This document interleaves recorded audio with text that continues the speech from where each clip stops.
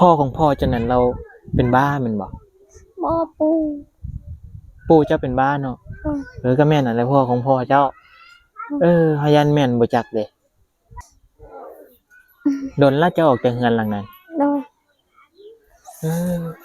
พี่น้องเฮาบ่แน่ใจได้เพราะว่าอัน FC ส่งมาให้เบิ่งพ่อน้องหั่นแม่นเนาะผู้อันนั้นหั่นแหละพี่น้องตัวเอาซัมโมโนครัวไปจำมันจะฮู้บ่โดยพ่อเจ้าซัมโมโนครัวไปจำเอาโทรศัพท์มันแล้วบอกเจ้าบ่บ่ได้บอกผู้อันนั้นหั่นแหละพี่น้องคืนหยังก็เจ็บบ่เจ็บเนาะคันว่าอันนี้ได้อาสิเว้าถ้าสมมุติว่าเจ้าสิเกิดนี่เจ้าอยู่บ้านนี่ยากได้คันสมมุติว่ากลางคืนเจ้าจะเกิดกราบสบายดีท่านผู้ชมทุกท่านยินดีต้อนรับเข้าสู่ช่องกะปิชาแนลมื้อนี้เฮาเดินทางมาที่บ้านกะลุกคือเก่าพี่น้องว่าสิไปแวะหาน้องตุ้มกับน้องตาบอดนั่นแหละเดี๋ยวถ่ายติดตามเบิ่งพี่น้องแต่ว่ามื้อนี้หั่นเฮาสิมาถามเรื่องพ่อของน้องตุ้มหั่นว่าแม่นผู้ใดเพราะว่ามี FC อั่นส่งมาให้เบิ่งโตพ่อน้องตุ้มหั่นส่งรูปพ่อของน้องนำให้เบิ่งแต่เฮาก็จักแม่นหรือบ่แม่นก็คือผู้อั่นเอาสมโนครัวไปจำเอาโทรศัพท์นั่นแหละพี่น้องแต่ก่อนเฮาไปถ่ายคลิปพ่อน้องน่ะตลอดเลยเข้าไปตลอดเพราะว่าตอนนั้นน่ะเฮาเข้าไปย้อนว่าปู่น่าจะเป็นปู่คันว่าเป็นพ่อน้องตุ้มอีหลีก็ปู่โตแล้วสติบ่ดีนั่นแหละทั้งผัวทั้งเมียเป็นบ้าแต่ว่าเราก็หาก็เสียจังได๋ก็แสดงความเสียใจนำเพิ่นพี่น้องแล้วก็หาก็มั่งเฮือนต้องได้ไปถามหาความจริงว่าแม่นพ่อของน้องบ่เฮายังบ่แน่ใจ 100% พี่น้องเดี๋ยวถ้าติดตามเบิ่งแล้วก็สิแบ่งเครื่องให้บ่แจเอาเครื่องไปให้น้องเจ้ากับปีบ่ได้ถ่ายตอนมอบเครื่องให้น้องดอกเดี๋ยวถ้าติดตามเบิ่งสิมาใจว่ามีอีหยังแน่โอเคพี่น้องเดี๋ยวถ้าติดตามมาชมมาฟังนำกันงบมันตกพุ่นละ600,000อันนี้เป็นของน้องตุ้มเบิดมวนหมกไม้หมกตอกเป็นหยังนะเฮาแบ่งของน้องตาบอดนั่นน่าอยู่ในกินสิได้หลายก่อนเพราะว่าของน้องตุ้มมีหมกไม้เด้พี่น้องอันนี้หาก็แบ่งแล้วอันนี้เป็นของน้องตุ้มปลากระป๋องพอดี600,000ของน้องที่เฮาแบ่งมานี่หมกไม้ก็ตกอยู่100,000ปลายเดี๋ยวถ้าติดตามมึงพี่น้องเบิ่งน้องเอ้ยประเด็นมาได้นี่เอ้าสบายดีอีล่ะมาขออนุญาตติดไมค์หน่อยเด้อจะไปไสมามื้อนี้น่ะไปเอาฟืนไปนั่งอย่าพุ่นไปอาจารย์จะเมื่อยยืนนั่นไปหาฟืนบ่จักอ่ะบ่เจ็บท้องบ่บ่ได้ไปหาหมอว่าตั้งแต่ไอ้มาหั่นไปหาแล้วหมอว่าแนวใดไปเอาจักเดือนแล้วหมอว่ายังโดนเนาะเจ้าคิดว่าแนวใดล่ะเจ้าบ่อยากไปอยู่เฮือนพ่อก่อนบ่ตอนใกล้สิเกิดนี่อยู่จะอายบ่เมื่อกี้หาก็เอาเครื่องมาให้หมอเพิ่นว่ายังอีกจักเดือนฮู้บ่ดูบ่ฮู้เพิ่นนัดเดือนใดซั่นยังบ่ฮู้ไอ้เบิ่งจะอุกใจมันบ่ย้านบ่จะย้านเจ็บบ่ย้านเจ็บลูกคนแรกก็ว่าน่ะเด็กน้อย13ปีเนาะไอ้ว่าเจ้านี่น่าจะเกิดเองบ่ได้ดอกไอ้ไปอ่านเบิ่งในคอมเมนต์นี่น่าจะต้องได้ผ่าย้านบ่บัดนี้แฮงผ่าอีกย้านคนในบ้านนี่น้อยได้ว่าสิเคยผ่านี่ก็มีอะไรโอ้มีอันผู้ให้คำแนะนำบ่เพิ่นว่าลูกคนแรกล่ะเจ้าแฮงน้อยๆต้องได้ผ่าจังได๋กะไปฝากท้องเนาะดนแล้วว่าไปจักมื้อล่ะ2 มื้อหาก็ไปนี่จะยังไปเก็บฟืนไปหาฟืนอยู่ทองบักใหญ่ๆกะไกลบ่จะไปหาฟืนบ่ไกลพี่ถ้ายังบ่ลาหาฟืนก็บ่ได้ไกลหามาดังเองนี่โดยจะคือเฮ็ดหน้ามันจะเจ็บท้องบ่ล่ะเจ็บบ่ต้องอายเจ็บก็ว่าเจ็บบ่เจ็บก็ว่าบ่เจ็บ ลูกติง ลูกติงติงแห้ง โดย ใกล้สิเกิดแล้วพี่น้องยังบ่โดนหรอกประมาณนั้นแต่ว่ายังบ่ฮู้เที่ยวว่าหมอนั้นมื้อใดเจ้านี่อยากอุกแม่นว่าอยากอุกแห้งเลยแหละเกิดเทื่อแรกคืนหยังก็เจ็บบ่ เจ็บ เจ็บเนาะ โดย คันว่าอันนี้ได้อาสิเว้าถ้าสมมุติว่าเจ้าสิเกิดนี่เจ้าอยู่บ้านนี่ยากได้คันสมมุติว่ากลางคืนเจ้าอยากเกิดคันบ่ไปอยู่เฮือนพ่อเฮือนแม่นั่นไกลได้ชัวร์เจ้าสิออกฮอดนอกทางแล้วไปฮอดโรงหมออีกหมอเซโปนพู้อุกเลยแฮงว่าแฮงอุกเนาะ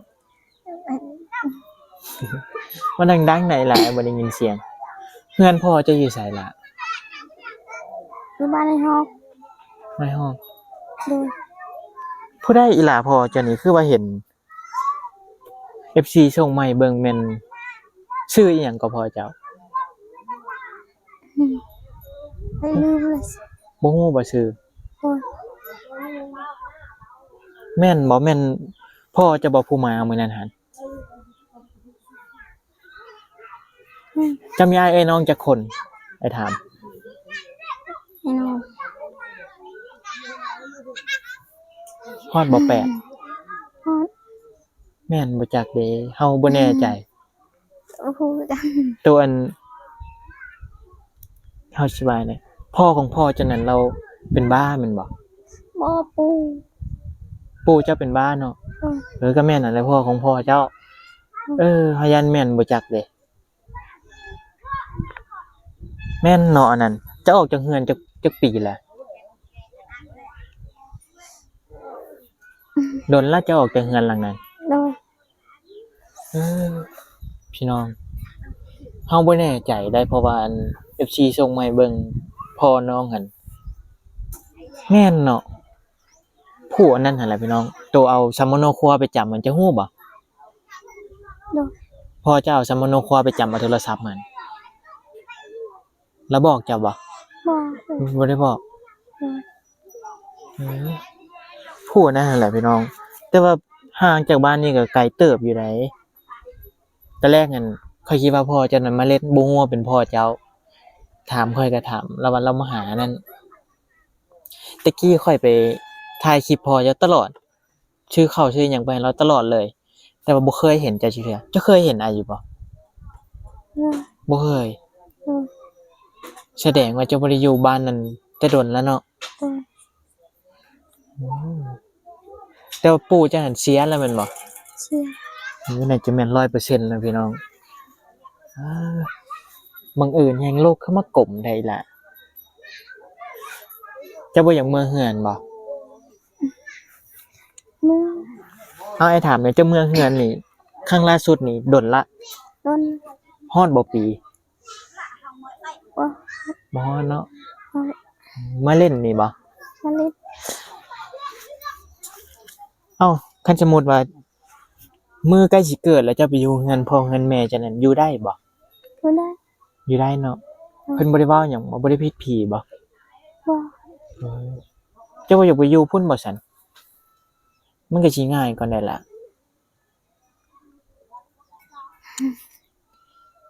ยังอุกอยู่ เจ้าคิดหลายบ่เดี๋ยวนี้คิดบ่ทั้งคิดเรื่องเกิดลูกแน่ทั้งคิดอีหยังในอยู่ในกินเจ้ากับกุมอยู่บ่บริหารได้อยู่บ่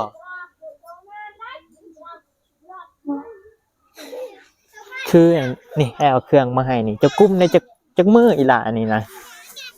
มีไข่มีปลากระป๋องหลายอันอยู่หมดแฟบหมดสบู่อีหยังจักมื้อล่ะ 3 มื้อ2เดือน ทิศ2ทิศนี่ฮอดติเนาะ ฮอด ถ้าว่า 2-3 มื้อมันก็ไวพอได้อีหล่ะแนวละแก๊สแนวละแพ็ค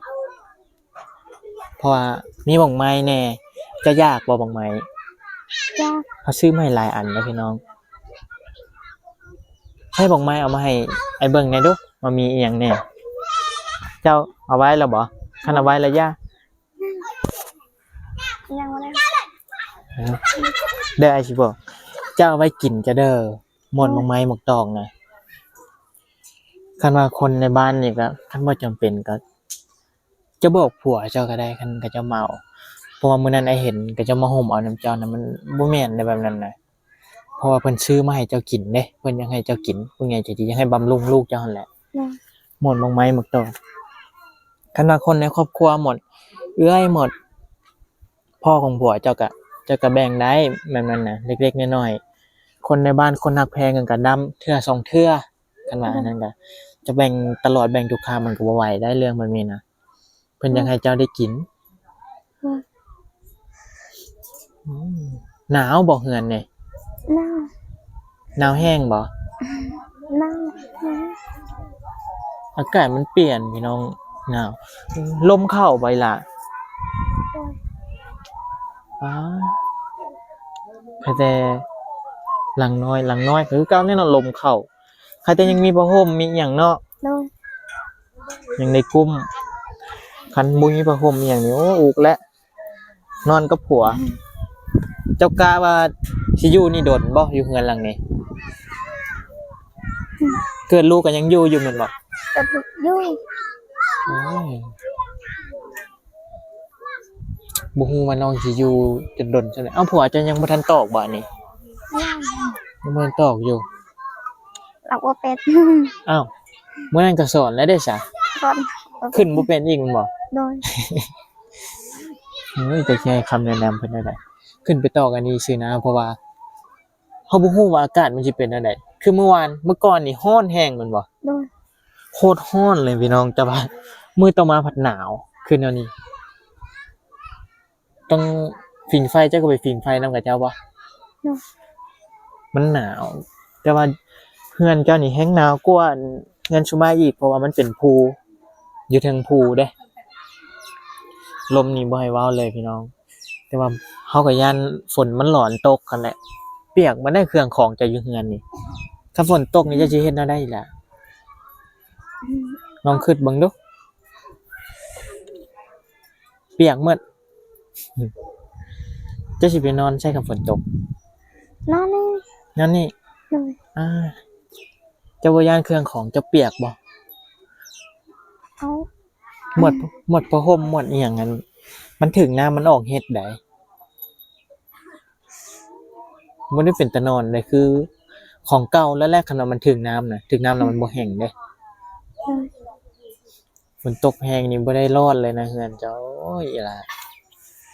มาอาบน้ำอาบในไปอาบอยู่ไสนี่ อาบน้ำห้วย น้ำห้วยเนาะอาจจะบ่ได้ใช้น้ำรวมบ่คือบ่ใช้น้ำรวมเอามันจังไกลซะ เจ็ดยาง มันหลายคนบ่ โดย เจ้าอายมันบ่ ลายกดอาบ น้ำรวมก็อยู่ใกล้ๆติดกับเฮือนเรานี่แหละพี่น้องแต่ว่ามันอยู่กลางบ้านเนาะอายเพิ่นอาบจะปัดผู้หญิงผัวเจ้าก็ไปอาบอยู่ห้วยบ่ โดย อืมไปกับเมียหั่นแหละผัวก็เพราะว่าคันผัวอาบอยู่นี่เมียไปอาบอยู่หลุมก็บ่คืออีกไปก็ไปนำกันบ่ได้ไปทางให้ทางหยังบ่ผัวเจ้า แล้วทางไหน แล้วล่ะเฮ็ดเวียกเดี๋ยวบ่ได้ไปล่ะ บอก บ่ได้ไป ถ้าเอามีเวียกเฮ็ด มีเวียกเฮ็ดมื้อนั้นคือว่าตอนได้มาชุดก่อนนี่จะไปเวียกกับผัวบ่ โดย ไปเฮ็ดหยังไปกับผัว ไป ไปเฝ้าผัวบ่ บอก เอาไปเฮ็ดหยังไสล่ะ ไปเฮ็ดกัน ฮะไปเฮ็ดเวียกซอยบ่ โดย แม่นบ่ไปช่วยนี่ ผัวไปรับจ้างพัดเมียอยากไปนำย่างไปอีกว่ะ ย่าง ว้าไกลบ่ นี่ แต่ว่าอยากไปเหงามันบ่อยู่ผู้เดียว โดย บ่มีผู้ลมมีผัวอันนี้ไอ้มาครั้งก่อนเนี่ยไอ้แนะนำเรื่องจะเอาลูกกันน่ะแต่ว่าเอาผู้เดียวก็นั่นจะพอแล้วคันว่าอยากได้อีกก็ได้เฮือนได้ชานหยังข้างแน่หาเงินได้ก็จังเอา มีคนมาคอมเมนต์มาว่าคันว่าลูกเขาจะได้จักคนก็เอา แต่ว่าอันนี้เฮาก็บ่ช่างสิตอบเลยพี่น้องเพราะว่าบัดเฒ่าบัดแก่ยังให้ลูกเลี้ยงน้อยได้เนาะว่าแค่ชุมเจ้านี่สิเลี้ยงพ่อเลี้ยงแม่นี่ส่วนหลายแม่งก็เจ้าเอาลูก เอาผัวเนาะเอาผัวแล้วก็ไปเลย โดย ไปอยู่นำผัวพิษผีบ่อีหล่ะ โดย กับเงินพ่อเงินแม่ก็พิษผีเนาะ โดย มันเป็นแบบนี้แหละพี่น้องเขาเห็นมาหลายครอบครัวยกตัวอย่างก็คือบ้านวังคูนนั่นแหละ แต่งไปก็คือกลับมาเฮือนแม่ตัวเองบ่ได้เนาะ โอ้ย มานอนบ่ได้เจ้านี่ก็บ่ได้พิษผีแบบนี้บ่ บ่ กลับได้ปกติเนาะ โอ้ย อันนี้ก็ปีก็เงิดบ่สร้างสิตอบเลยพี่น้องคอมเมนต์อันนี้ก็จักเพิ่นขึ้นแนวไหนว่าคันเพิ่นอยากเอาลูกหลายก็ย่าเพิ่นที่เราเห็นผ่านมาก็คือลูกหลายก็แฮงทุกข์เฮาก็เลยให้คำแนะนำก็คือเอาผู้เดียวหันพอแล้ว เพราะว่าผู้เดียวจักเฮาสิเลี้ยงกลุ่มหรือบ่เนาะ โอ้ย อีกอย่างเจ้าก็ยังน้อยผัวก็หาก็19ปี20ปีหม้องนี้พี่น้องซ้ำกับปีนี่แหละยังบ่ทันมีประสบการณ์อีหยังซ้ำหาเงินก็ยากถ้าสมมุติว่าจะได้ลูกมาอีกเนี่ยโอ้เจ้าแห่งบ่วิดลูกน้อยเลยเบิ่งไอ้สิเว้าให้ฟังมีครอบครัวหนึ่งยกตัวอย่างครอบครัวน้องจันลูกเรา9คนนั่นแหละ โอ้ย ทุกข้าวเอาไปให้4กระสอบบ่ฮอดเดือนซ้ำ200กิโลพัดเด้อเอาผู้เดียวก็พอแล้วลูกน่ะอย่าฟ้าเอาอีกเด้อคันใดผู้นี้น่ะจะอยากได้อีกบ่อยากได้หรือบ่อยากได้เอาให้ถามเจ้าจะได้ลูกจักคน แต่ก่อนสองคน 2คนน้องเพิ่นอายพี่น้องบ่ต้องอายดอกอีหล่ะไอ้ถาม2คนอยากได้ลูกคันเอาหลายคือว่าเลี้ยงก็จะบ่กุ้มอยู่ต้นเล็กน้อยคันว่าเลี้ยงบ่กุ้มนั่นเจ้าก็ยังบ่ทันได้ใหญ่ซ้ำเจ้าก็ยังเด็กน้อยอยู่จ้าอาบน้ำอาบในแล้วบ่มื้อนี้น่ะ ยัง ยังบ่ทันอาบอยู่หนาวแบบนี้ก็อาบน้ำอยู่บ่ ครับ อาบเนาะ โดย บ่แม่นอาบแล้วเขี้ยวแล่นเลยบ่บ่แล่นบ่ แม่ มันหนาวแฮงเลยพี่น้องอาบน้ำอุ่นก็ยังสะบันอุ้ยอาบน้ำก็ไกลบ่อีหล่ะห้วย ใกล้กันนึง ลงลมนี่แหละเจอเลยบ่ โดย เอาล่ะบัดนี้ไอ้สิไปก่อนเด้อ โดย อยู่ดีมีแฮงบ่ไม้มักตอกนั่นก็กินซะเด้อ โดย บำรุงคันว่าอันนั้นก็กินข้าวแล้วก็กินหมดผ้าอ้อมอีหยังเข้าลูกเจ้าก็เอาไว้ดีอยู่บ่ไอ้ซื้อมาให้ตอนนั้น เอาไว้ดี เอาไว้ดีเนาะ โดย เก็บไว้เด้อรักษาไว้ โดย มีผ้าอ้อมมีอิหยังกันเอาไว้ใช้มันยากเด้คันบ่มีน่ะหลายอันอยู่ข้างก่อนนี่ชื่อมะเกียงจังหวังมะเกียงไว้ล่ะ โดย สุดนี่น่ะเฮาลืมมะเกียง ชื่อก็หลายอันอยู่จังแอปเปิ้ลทั้งมะม่วงดิบมะม่วงสุกจะอยากส้มบ่ได้ยินบ่ใจเว้าอยากกินมักส้มบ่ โดย บ่มีบ่อยู่บ้านนี่ บ่มี เขาชื่อบักม่วงม่วงดิบมาให้น้องแน่คันว่าอยากส้มกันเฮ็ดกินแต่งแจ่วกินเอาเกียมไปอาบน้ำเฮ็ดอยู่เฮ็ดกินแล้วบ่ ยัง แม่เฮ็ดสิกินยังมื้อนี้น่ะกินปลากระป๋องบ่ โดย ปลากระป๋องหรือหมี่ เอากระป๋อง ปลากระป๋องบาร์บิลลี่บ่ได้มาหาบ่มื้อนี้ บ่ มื้อนี้บ่ได้มา โดย อากาศเปลี่ยนเจ้าก็รักษาสุขภาพเด้ออีหล่ะเด้อ โดย มาอันนั้นอันนี้ก็เพราะว่าอากาศมันเปลี่ยนเนี่ยยันบ่สบายยากได้ถือพาอีกเอาเดี๋ยวมื้อหน้าไอ้มาหาใหม่เด้ออยู่ดีมีแฮง โดย สุขภาพแข็งแรงดูแลตัวเองสู้ๆเด้ออย่าเครียดหลายได้ล่ะไอ้เบิ่งจังนี่ โดย จะเครียดมันบ่ได้ คิดหลายคิดเรื่องเกิดลูกนี่ก็บ่แฮงละเอ้าเดี๋ยวพอกันมื้อหน้าไอ้เข้ามาเลยสิมาหาใหม่ในเครื่องในของสิเอามาต้อนสบายดีอีหล่ะ สวัสดี อันนี้เป็นเฮือนน้องนะพี่น้องเก็บแคบนึงนะประมาณ2เมตร3คูณ3ประมาณนี้แหละแต่ก็น้องก็น่าจะอยู่นี่โดนเติบอยู่พี่น้องเพราะว่าออกเงินต่างแล้วเด้ก่อนหน้านี้นะมันอยู่น้ำพ่อผัวแล้วก็อยู่น้ำเอื้อยผัวเรื่องตัวพ่อของน้องนั่นเฮาคือมันคือว่าโลกกลมพิลึกแค่ครั้ง